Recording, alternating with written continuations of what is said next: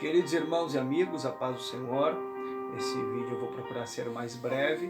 Eu havia proposto um vídeo anterior com a intenção de trazer uma mensagem, uma palavra de Deus aos irmãos que nestes dias estão perplexos, que estão com pensamentos diversos. E eu vinha dentro do argumento afirmando aos irmãos que nós não estamos passando pelo período da tribulação. Um dos versículos que eu havia citado, e aí deu problema no celular que eu estava fazendo o vídeo, então por isso eu não consegui concluir o argumento. Citando Mateus capítulo 24 e o versículo 21, que diz que os dias da tribulação serão dias de grande aflição, que nunca houve antes, nem houve tão pouco depois. Então os eventos que nós estamos vivendo, embora seja em grande escala, embora seja a nível mundial, eles não são os maiores. Nós temos exemplo disso, o evento que aconteceu por ocasião da Arca de Noé, dentre outros, guerras, enfim, eventos que aconteceu aflições maiores do que as que nós estamos vivenciando hoje. Mas também nós cremos, professamos e ensinamos, é base da nossa fé, que nós acreditamos na tribulação como sendo um evento descrito na Bíblia que ocorrerá e que será precedido, ou seja, nós acreditamos, defendemos, professamos isso, que a igreja será arrebatada antes da tribulação.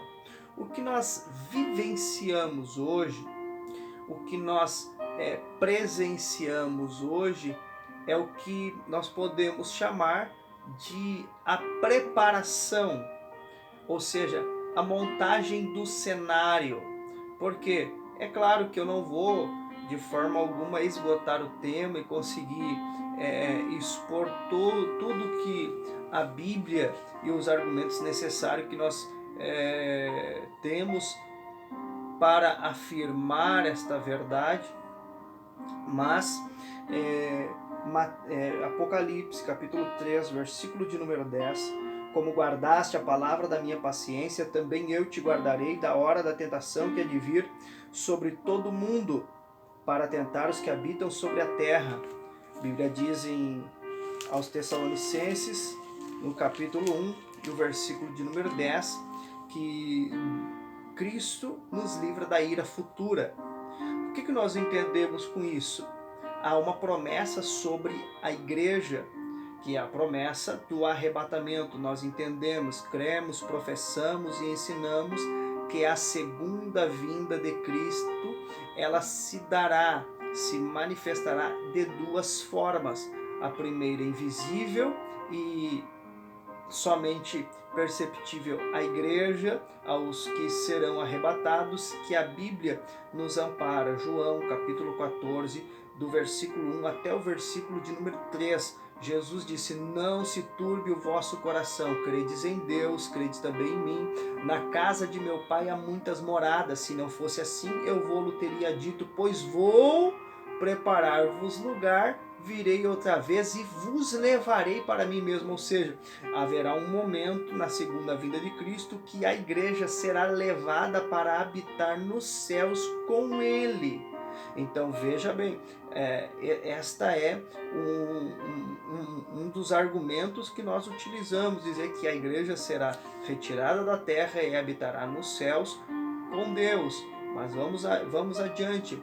A Bíblia diz ainda, lá no primeira epístola de Paulo aos Coríntios, capítulo 15, versículo 50 em diante: eis vos digo um grande mistério, na verdade nem todos dormiremos, mas transformados seremos todos, no momento, num abrir e fechar de olhos, ao ressoar da última trombeta, porque a trombeta soará, os mortos ressuscitarão corruptível e nós seremos transformados, porque convém que isto que é mortal se revista de imortalidade, isto que é corruptível se revista de incorruptibilidade, e quando isto que é mortal se revestir de imortalidade, isto que é corruptível se revestir de incorruptibilidade, então cumprir-se-á a palavra que está escrita: tragada foi a morte pela vitória. Onde está, a morte, a tua vitória? Onde está, inferno, o teu aguilhão? O aguilhão da morte é o pecado, a força do pecado é a lei, mas graças a Deus que nos dá a vitória por nosso Senhor e Salvador Jesus Cristo. Portanto, sede sempre firmes e constantes, sempre abundantes na obra do Senhor, sabendo que no Senhor o vosso trabalho não é vão. Mas o interessante que eu quero destacar nesse texto é que o apóstolo Paulo diz que nós seremos transformados, ou melhor, aqueles que estiverem vivos serão transformados. Eu creio que se dará isso enquanto estiver vivo, mas o apóstolo Paulo descreveu que quem estiver vivo será transformado, e ainda haverá os que serão ressurretos. E quando isso se dará?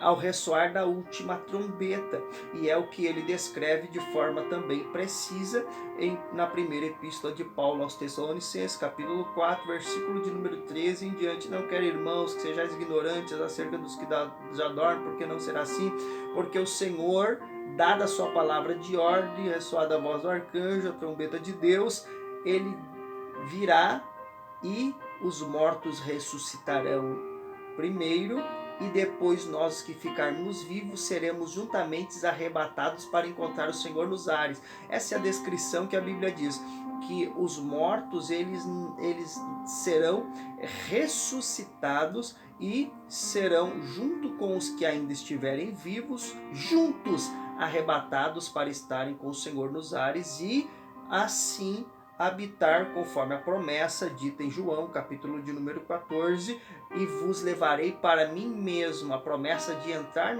na mansão celeste. Mas vamos a seguir. Quando isso se dar, este arrebatamento da igreja, e a igreja for cumprir esta promessa, nós cremos que haverá na terra um evento chamado de tribulação, que será um evento em que haverá a manifestação do anticristo, as pragas do Apocalipse serão derrubadas sobre a terra. O que nós estamos vendo hoje, presenciando hoje, é um preparar, é como nós chamamos, como eu já disse no início, é a preparação do terreno, ou seja, o terreno, o anticristo está às portas para se manifestar.